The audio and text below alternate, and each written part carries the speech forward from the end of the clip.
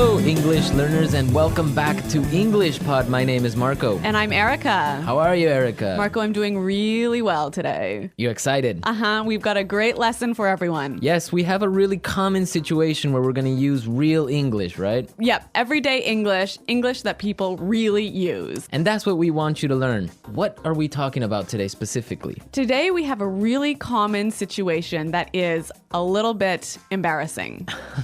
All right, an embarrassing situation. So let's listen to the dialogue for the first time, and it's going to be kind of fast. Yeah, but don't worry if you don't understand everything, because after 10 minutes, you'll understand everything. Perfect. All right, let's listen.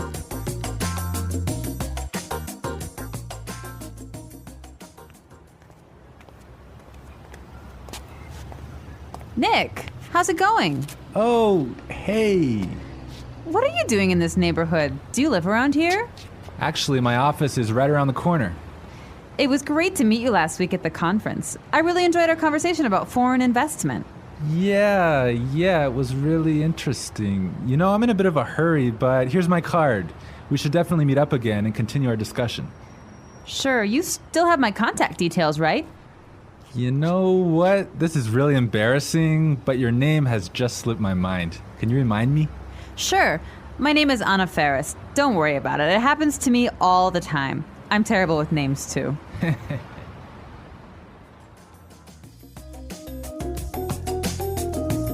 Wow, Nick forgot her name. Yeah, that's happened to me a couple of times, and I'm going to tell you about it a little bit later. Okay, all right, well, let's start with our 3 language takeaways. Language takeaway. So our first word on our language takeaway is in a bit of a hurry. In a bit of a hurry. In a bit of a hurry. In a bit of a hurry. So Nick was in a hurry. Yeah, that's right.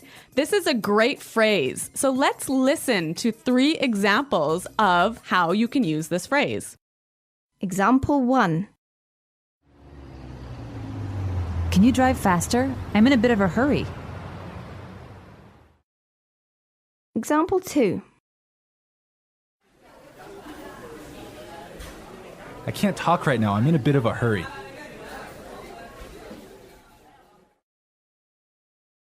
Example 3. I'm in a bit of a hurry, so I'll check these files later.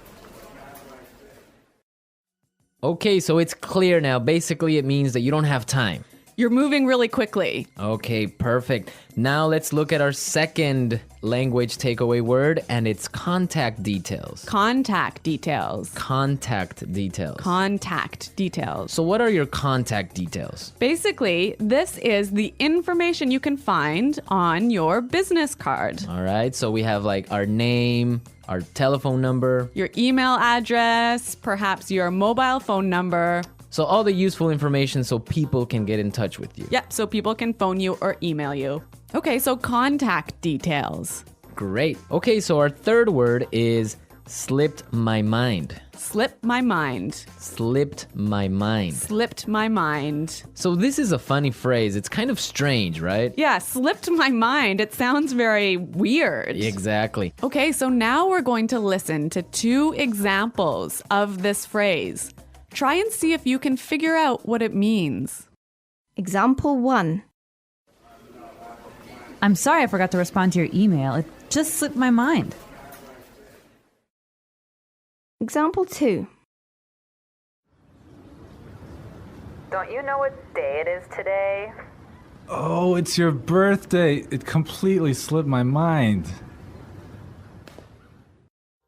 So slipped my mind is like, I forgot. You forgot something. So, Accidentally. right. Okay, great. Now it's time for putting it together. Putting it together. All right, Erica, why don't you tell our listeners what putting it together is? Well, putting it together helps you put language together. It helps you be more fluent by knowing how words fit together. Great, so let's look at our first phrase today, and it's around here. Around here. Around here. Around here. So this is like close by. Close right? by, right. Yeah. I can say, for example, is there a bank around here? Yeah. So that's, is there a bank close to here? Exactly. Now, this phrase around here, we can change it a little bit and it means something a little bit different. Right. I could say, Marco, there's a great restaurant right around the corner. Right. And that would mean there is a great restaurant on the other street. Yep. Or around the corner. Yep. Great. Or we have another example. We can say around there. Around there. Right. So for example, I can say Los Angeles is a great city. I used to live around there. So you used to live near Los Angeles. Exactly. All right. It's a really good phrase and it's really common. Yeah. Now our next phrase and putting it together is terrible with. Terrible with. Terrible with. Terrible with. So we have a couple of examples that will show you how this phrase works. Example 1. You're terrible with numbers. You can't even remember your own telephone number. Example 2. I'm terrible with directions. I'm always getting lost. Example 3. I'm terrible with faces. I can never remember what people look like. Wow, I understand that. I'm also terrible with numbers. I can barely add 2 plus 2. Well, yeah, I guess not everyone is a numbers person. Yeah. I'm terrible with faces. I sometimes forget what people look like. Really? Yeah. Uh-oh. So I think it's time now for us to listen to our dialogue a second time. Okay, this time the dialogue will be a little bit slower. Right. So try and listen for some of the words we've just talked about. Nick, how's it going? Oh, hey. What are you doing in this neighborhood? Do you live around here? Actually, my office is right around the corner. It was great to meet you last week at the conference. I really enjoyed our conversation about foreign investment. Yeah, it was really interesting. You know, I'm in a bit of a hurry, but here's my card. We should definitely meet up again and continue our discussion. Sure. You still have my contact details, right? You know what? This is really embarrassing, but your name has just slipped my mind. Can you remind me? Sure.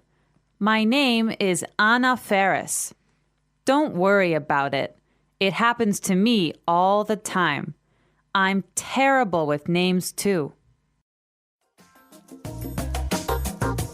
So it's more clear now. You can understand a lot better, right? Yeah, that's true. Great. So now it's time for us to take a look at Fluency Builder. Fluency Builder.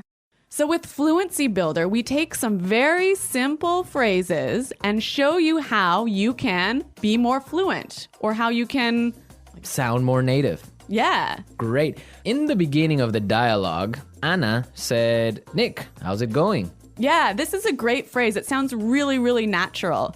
You know, sometimes I hear students say, how are you? Or how are you doing? Those are 2 great phrases, but this one sounds really, really natural. It just sounds more casual. Yeah, let's listen again to that phrase from the dialogue. How's it going? How's it going? Great. So next time that you find a friend on the street, you can just say, hey, how's it going? Yeah. So Marco, have you ever forgotten someone's name? Yeah, it's happened to me a couple of times. And actually, the most embarrassing situation was that I forgot a family member's name. No, a Yeah. family member's name. We had like a family reunion and there were a lot of aunts and uncles and cousins that I hadn't seen in a while, and I just forgot one of my uncle's names, and I was... Uh-oh, that's pretty embarrassing. Yeah, So what did you do? Well, I had to ask one of my other cousins. I'm like, hey, who is that guy? He's like, oh, that's Uncle John. I'm like, oh, man, I totally forgot. Yeah, so it was really embarrassing because I didn't know what to call him, so I just called him Uncle because I didn't know his name. Hi, Uncle. Yeah. Oh, yeah. So when that happens to me, when I'm in a business setting, sometimes what I do is I ask for someone's card. Yeah, that's the good technique. Yeah, or sometimes I might ask them to write down their email because usually their full name is spelled out in their email address. So that's my trick when I've forgotten someone's name. That's a good trick, and I guess a lot of our listeners can take your advice on that. Okay, so I think it's time for us to listen to our dialogue one more time, this time at natural speed.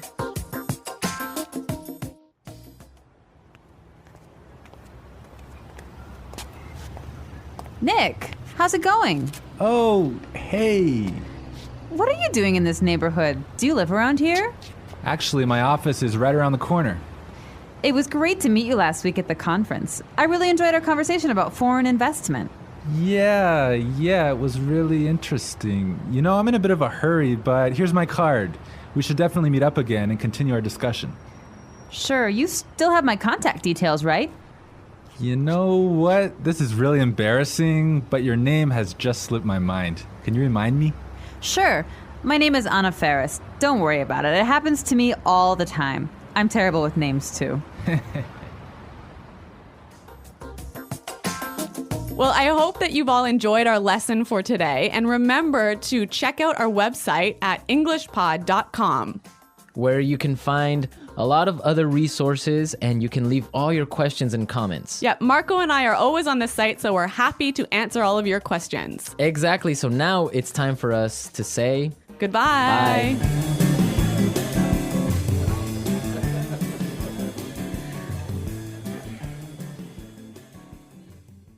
Next, enjoy the next short story, The Curious Case of Mr. Whiskers. Detective Arthur Henshaw was known for his sharp mind and impeccable taste in suits. However, what truly set him apart from other detectives was his feline companion, Mr. Whiskers.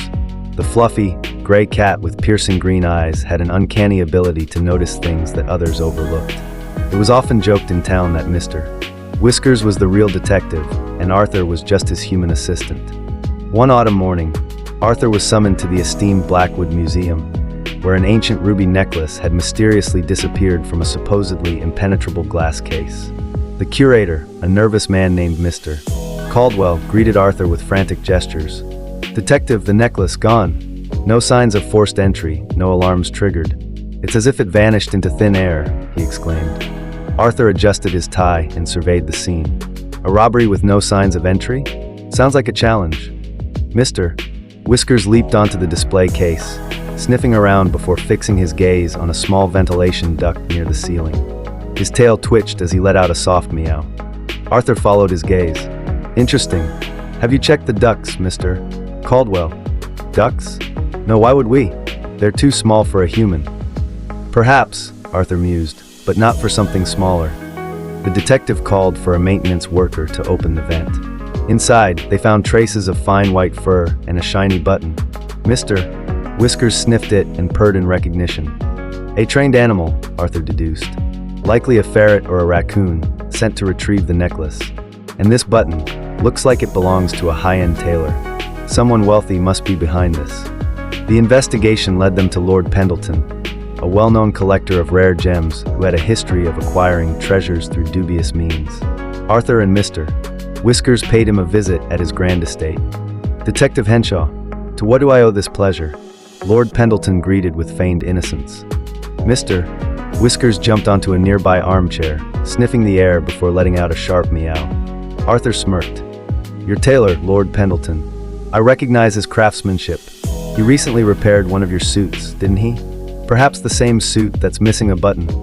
Pendleton's eyes widened, but he quickly regained composure. "Detective, are you accusing me of theft?" "Not just theft. Using trained animals to bypass security systems," Arthur replied. "Mr. Whiskers has already found the fur sample, and I'm sure we'll find more evidence in your possession." Realizing he was cornered, Pendleton sighed. "Fine, you got me, but you must admit it was an ingenious plan." Arthur chuckled. "Perhaps, but even the cleverest criminals can't outsmart a good detective, especially one with whiskers." Mr. Whiskers purred in agreement as Arthur signaled the police. As the officers led Lord Pendleton away, Arthur scratched behind his cat's ears. "Well done, partner. Another case solved." And with that, Mr. Whiskers curled up on Arthur's desk, content in the knowledge that justice had been served once again. That's all for today. See you next time.